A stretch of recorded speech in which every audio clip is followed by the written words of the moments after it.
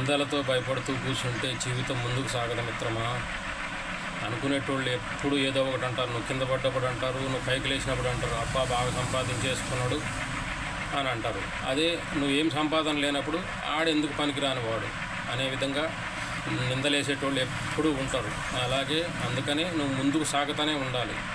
ఎలా ఉండాలంటే ఆ సముద్రపు కెరటం కూడా కింద పడి లేచినప్పుడు అది సృష్టించే సునామీ ఎట్లా ఉంటుంది చూస్తారు కదా, ఆ విధంగా ఉండాలి. అందుకని నిందలేసేటోళ్ళు ఎప్పుడు వేస్తూనే ఉంటారు.